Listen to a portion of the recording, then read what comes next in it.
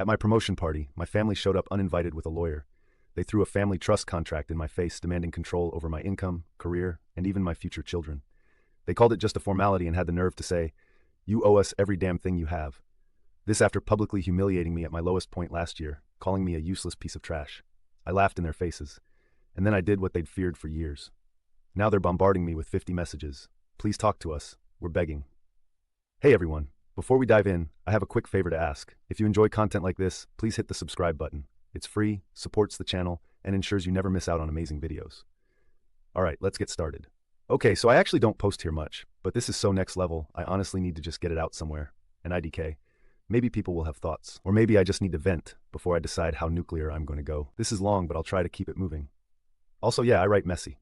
That's just how my brain is right now, lol. So quick context, I'm Finn, I'm 27. I live in a kind of boring apartment out in the BBS. Nothing dramatic, I have a job. Not like super high-powered or anything crazy, but this year I finally got a promotion after a lot of BS. Don't ask, it's boring. I'm not rich, but for my family I'm basically the one who can save everyone. Apparently my parents are those people who always have a new plan, but none of them ever work. And my siblings just kind of float. I'm the oldest, so I get all the pressure and the expectations like it's a birthright. My family's always had this thing where if you're not making money or doing something impressive, whatever that means to them, you're basically invisible. Or worse, you get roasted nonstop. Last year I lost my job and was barely getting by. And they literally called me a useless piece of trash at a family get-together. Not even exaggerating. My dad actually said it to my face, and my mom just stood there nodding. My sister sure just scrolled her phone. My brother Brian was the only one who looked even slightly embarrassed, but he still didn't say anything. I guess I just got used to being the one they dump on until I had money again. Anyway, fast forward to now. I finally got this promotion. Nothing huge, but it's the first time in a while I actually felt kind of proud of myself. So I decided to do something chill, backyard thing at my friend Benjamin's place. Just some food, music, a few people I actually like. I didn't invite my family like at all. Not out of spite. Well, maybe a little, but mostly because I just didn't want to deal with them. It was supposed to be low-key. So here's where it gets weird. I'm standing outside talking to Benjamin and a couple other people when I see this random black SUV pull up. It's not even someone I recognize at first. Then I see my mom get out in this weirdly formal outfit like she's going to a graduation or something. My dad's right behind her wearing a blazer, and he never wears a blazer. Sherry's trailing along looking annoyed, and Brian's just staring at the ground. And then out steps this guy I vaguely remember from years ago, Mr. Easton, who used to show up at family holidays always giving advice about money and never really listening to anyone. Turns out he's a lawyer now, or at least that's what my mom says every time someone fights over grandma's will. Right off the bat, it's so awkward. Benjamin comes over like, "Hey, didn't know your family was coming?" And I just kind of shrug because I didn't either. My mom barely says hi, just gives me a hug that feels like a job interview, then starts complimenting the house, the food, asking who paid for what. My dad starts talking about the grill like he's not even there for me. Sherry's already on her phone posting pics of the party she wasn't invited to. I kind of laugh it off, thinking maybe they just wanted to say congrats and then leave. But then East, the lawyer, starts setting up paperwork on the patio table, like literal folders and pens. Everyone else is staring. It gets super tense super fast. My mom tries to do this fake smile thing and says they have a little surprise for me, just a quick family thing before they go. My dad says it's no big deal and I should just sign so we can all move on and celebrate. Easton slides this thick packet across the table, all these tabs and highlighted sections like some kind of legal scavenger hunt. I pick it up and flip through, and it's honestly wild. Like I'm reading lines about how my future earnings and potential legacy assets are to be managed by the family trust with my parents as trustees. There's literally a section about future children's educational pathways being under the trust's guidance. I'm not even dating anyone, LMAO. I keep waiting for someone to say it's a joke, but nope. My mom starts getting all emotional about how we built you, and you owe us everything you have. You know that, right? And my dad, who hasn't even looked me in the eye all year, suddenly cares enough to say I wouldn't be anywhere without them. Easton just sits there with this smug little smile, tapping his pen. Sherry's recording on her phone, which is just unreal. Brian actually looks up and says, "I don't know. Maybe it's not a terrible idea," which kind of stings. Angle. I just start laughing, like out loud, because what else am I supposed to do? I tell them they can't be serious. And my mom starts crying, saying I'm being ungrateful and making a scene. My dad sort of leans in, not yelling, but just doing that voice he does when he wants to make me feel small. He says, "You're nothing without us. Don't forget that." I look up and it's like half the party is watching now. Benjamin is standing with his arms crossed like he's ready to step in but doesn't want to make it worse. Someone else tries to lighten the mood, but my mom just ignores them. Easton starts talking about legal obligation and how this is standard for high-potential families. I ask him if he's ever actually read this contract, and he just shrugs, says, "It's not about me. It's about protecting the family." My hands are shaking at this point. Not because I'm scared, but just furious. I know they're only doing this now because I'm finally in a good spot again, and they want a piece of it before I can do anything for myself. They don't care about me. If I had nothing, they'd still be calling me trash. So I push the contract back at East, maybe harder than I intended, and it slides off the table. My dad stands up so fast the chair tips back. He grabs my arm, not hard but enough to make a point. I tell him to let go and he does, but not before saying I'm making a huge mistake. My mom's actually sobbing now. Sherry's filming her own mother crying, which is insane, and Brian's just staring at the ground again. I tell them if they want to talk, they can call me like normal people, but I'm not signing anything. Some of the guests start drifting away and Benjamin comes over, says, maybe it's best if we take a break.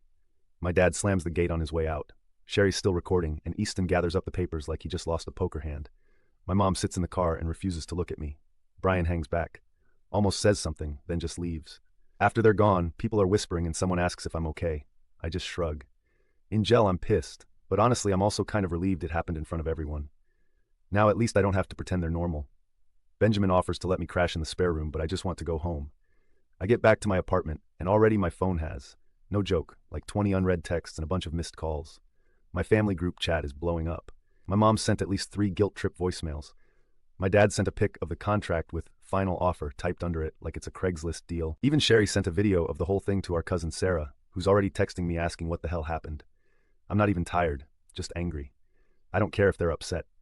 They wanted to make me feel like garbage when I was down, and now they want to own everything I've worked for? Nah, I'm done being the one who fixes everything for them. If they want war, fine. I'll give them something to regret. I haven't answered any of Nagel. Part of me wants to see how long it takes for them to start begging, but I already know what I'm going to do next.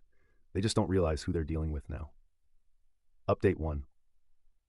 Alright, so I'm back because honestly things just keep getting more unhinged.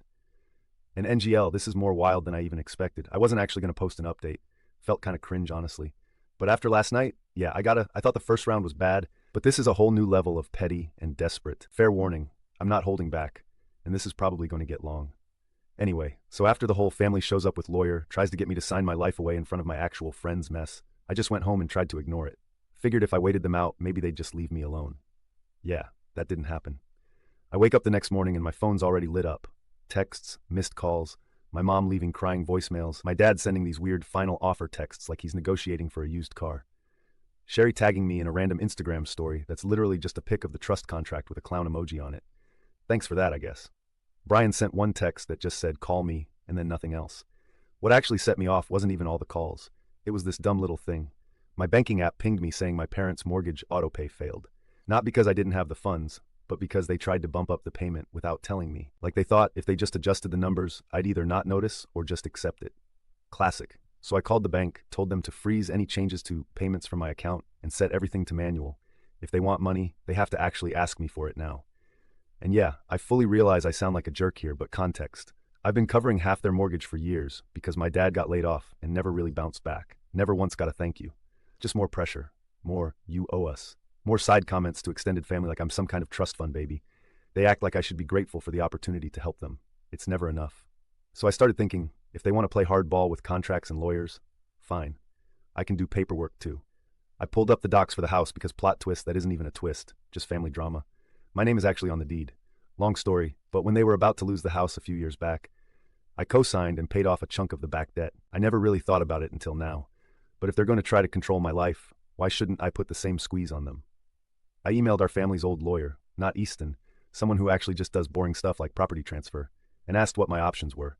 Not trying to evict anyone, just wanted to know if I could force a buyout or if I had to list my share for sale. Turns out I technically can. Even just threatening to do it would mess up their credit and force them to refinance. So yeah, I let that info sit for a day before doing anything. Meanwhile, Sherry is blowing up my phone, half threatening, half begging. Classic sibling move. She's all, you're ruining everything. And then please just talk to mom, she's not eating. I texted back, when you all tried to humiliate me, you weren't worried about how I felt. She leaves me on read. Brian calls. I pick up. He starts in about how this is all just a misunderstanding. Dad was just stressed. I ask if he actually read the contract. He says he only skimmed it. I tell him to read the part about future children and lifetime asset management. He just says, oh, then hangs up. So then my dad tries to come by my place. Doesn't call first, just shows up. I watch him from the peephole knocking and mumbling to himself. Then when I don't answer, he slaps the door and leaves. Not exactly subtle. 20 minutes later, I get a long text about how if I keep pushing, I'll regret it. Yeah, okay. I decide it's time to actually do something instead of just react.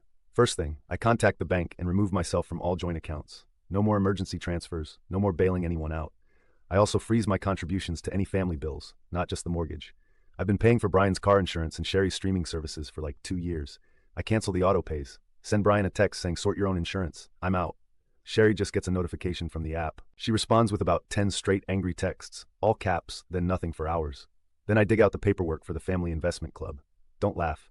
It's just a dumb thing my dad set up to make everyone feel like they were part of something big. Technically, I'm the only one who's actually contributed anything in the last 3. I call the brokerage and have my name removed from anything joint, then transfer my chunk out. I text my dad and let him know just so he can't say I blindsided him. He responds with a bunch of stuff I won't repeat here, but let's just say it's not happy birthday. For the house, I send my parents an email CCing the lawyer saying either buy out my half or we start the process to sell. I don't want to take the house from them, but I'm not going to let them use it as leverage over me anymore. My mom calls crying, says I'm breaking up the family. I say if they wanted to keep the family together, maybe don't ambush me with a contract at my own party. She hangs up. Then the extended family starts getting involved, which, if you have a big family, you know is just a nightmare. Cousin Sarah texts to say, my mom called everyone saying I'm trying to make them homeless. My Aunt Cynthia leaves this long Facebook post about children these days that's clearly about me, but never mentions me by name. I get like 5 DMs from random cousins trying to mediate. I send one of them a photo of the contract and say, read it, then get back to me. She just sends back a yikes. Meanwhile, Easton, the lawyer guy, emails me with this weirdly formal message about reconsidering the trust for the good of the family. I reply with a single line. I have my own lawyer now, and I'm not signing anything. He tries to call. I don't pick up. Next day, I get a cease and desist letter from him, which is basically just a template threatening legal action if I continue to disrupt family assets. My lawyer buddy looks at it and just laughs. I forward the letter to my parents and say, your move, it's not like I'm thrilled to be doing any of this, but I'm not backing down. I spent years letting them walk all over me because I thought that's just what you do for family. But if they're going to treat me like an ATM, I'm going to make it cost them. I'm not even sure they really thought I'd go through with any of this. TBH, I think they thought I'd cave as soon as my mom cried or my dad yelled. Not this time. Last thing, my parents actually showed up at Benjamin's place, the one who hosted my party, and tried to talk to him like he was going to convince me to back off. Benjamin texted me after, said they were polite but super intense, kept saying how I was going through something and needed guidance. Benjamin just told them to text me. My dad slammed the gate on his way out. So now I'm sitting here with a growing pile of paperwork, my phone blowing up, and my family acting like I'm personally burning down the house. I know it's going to get worse before it gets better, but honestly, I don't care. They wanted to play hardball. Now they can see how it feels. If anyone's got advice for surviving a family meltdown, let me know. But I'm not looking to make up or heal anything. I'm not even mad anymore, just tired of being their punching bag. Next steps are already in motion. They wanted control. Let's see how they handle losing it. We'll update if when things go full meltdown. And chill, I kind of hope they do. Update 2. So this is probably the wildest week of my life. Not even exaggerating. And I'm not even sure what normal is supposed to look like anymore. It's like every day is a new level of unhinged. NGL, I almost didn't update because I'm so fried. But the stuff my family is pulling? Yeah, this is the kind of thing you tell strangers on Reddit because nobody in real life would believe it. Anyway, here goes. First thing that was off. The group chat didn't just stop after the house email autopay drama. It got way worse. Like they started messaging me on every single platform I have, even old ones I forgot about. I open my phone and there's a WhatsApp ping from my mom, then an old Facebook message from my dad, which he never used. Sherry sending me DMs on TikTok. Even a random LinkedIn message from Brian with just please call. Like, what am I even supposed to do with that? It's not normal. They're cycling between angry and desperate, sometimes in the same message. One minute my mom's saying, I'm destroying the family. The next, she's sending we love you, we just want to help voice notes. My dad's moved on to threats, then slides back to guilt trips, then more threats. Sherry is posting vague memes about fake family, then tagging me in old photos. Brian stopped calling and just sends one-word texts now like bro or dude. The real kicker was when my parents started getting creative. So their mortgage payment is coming up, and now they're actually short, because I yanked my half, and the bank locked down the account like I asked. I keep getting notifications from the bank about pending inquiries and contact attempts. My dad starts texting about, you're making us look bad with the bank, as if that's my problem. And I guess my mom called the bank and tried to say I was mentally unfit to handle my share, which is just, wow. The bank called me about it. I clarified everything, and the rep kind of sounded like he'd heard this before. He just said, if anyone tries to change things again, they'll need full legal docs. So now my family's fighting with each other too. Sherry's mad that I pulled the plug on the streaming stuff. She legit said, how am I supposed to have friends over now? Like I ruined her whole life. Brian's insurance got canceled because I stopped paying. He texted me, why would you do this? I thought you said you'd always have my back. I told him, you're 24, you can figure it out. He left me on read. The group chat is basically just them arguing with each other, now half the time. My mom's saying I forced them into crisis mode. My dad's blaming everyone. Sherry is spamming emoji. Brian just logs off. It's honestly a mess. I muted it but kept checking every hour just to see if they'd finally cool off. Spoiler, they didn't. Couple days in, my dad actually comes to my apartment again. This time he's banging on the door and yelling through it. I tell him to go home. He won't leave. So I text the building manager, who already knows the deal from last time, and they come up and tell him to leave. He slaps the door and stomps off. Neighbors saw, and now I get the side eye in the elevator. Fun. After that, Sherry tries to pull the surprise visit thing at my place too. I hear her voice in the hallway arguing with someone. Then she pushes past a neighbor and knocks like 5 times in a row. I open the door just a crack. She tries to push her way in. I hold the door with my foot and tell her to chill. She says she just wants to talk. I say I'm not doing this. She starts crying and calls me a selfish jerk and storms off, slamming the stairwell door so loud I hear it from inside my apartment. Next day I go to get groceries and see Brian sitting in his car out front. He gets out, walks over, says he just wants to talk. I say, now you want to talk? Where were you when they called me trash last year? He says it's not fair. He was just trying to keep the peace. I shrug, tell him to keep the peace with them, not me, and walk off. He doesn't follow. Meanwhile, my phone is just a disaster. I've got text after text, missed calls, emails, even a handwritten note under my door at one point. No idea who actually left it. Probably my mom. They're all variations of the same thing. I'm ruining the family, I'm going to regret it, or please just talk to us. We need you. My dad says I'm breaking the chain, whatever that means. The lawyer Easton is still in the mix, but now he's just sending these half-baked threats. I got a letter in the mail that looked official, but basically just said, please reconsider for the good of the family. I tossed it. My actual lawyer, friend, not family, says there's nothing they can do unless I actually break something legal, which I'm not. I'm just enforcing boundaries, and they're not used to that. Even Benjamin, my friend who threw the party, texts me like, dude, your parents showed up here again looking for you, what's going on? I tell him just to ignore them. He says, okay, but I can tell he's weirded out by the whole thing. I guess I am too, TBH. But I'm not going to let that stop me. The worst was probably last night when my mom called crying. I picked up because I was tired of the notifications and thought maybe she'd finally just say sorry or something. Nope. She just says, you don't know what you're doing. You're tearing us apart. You need to fix this. I said, I'm not fixing anything. I'm just not letting you run my life. She sobs, then hangs up. I decay. Maybe this is what happens when you stop being the fixer in a family like this. I'm not saying I did everything right. And yeah, part of me wonders if I should have just ignored them and let it fade. But every time I see that contract in my inbox, I remember what they said when I was broke. They only care when there's something in it for them. I'm done playing the nice guy, so now they're officially panicking. Mortgage overdue, car insurance gone, streaming canceled, investment club money pulled. And my name's still on the house, so they can't even refinance without me. My dad's calling every hour. My mom's eyes are sending guilt trip emails. Sherry's subtweeting. Brian's ghosting everyone. I'm not sure what's next. Feels like we're not even close to the bottom yet. And I know the next family thing, if there even is one, is going to be a disaster. But I'm not stopping. If they want to see what it's like when I'm not the doormat, they're going to get the full experience. Next step, I guess, is showing up in person and making them actually face what they've done. I'm not looking forward to it, but it's got to happen. I want them to see in real life what it looks like when their golden ticket punches back. Wheel update. Trust, it's only getting messier from here. Final update. Okay, so I guess this is going to be my last update on this whole trash fire, unless something actually explodes. And TBH wouldn't even be shocked at this point. I honestly thought it couldn't get any messier than last week. Wrong.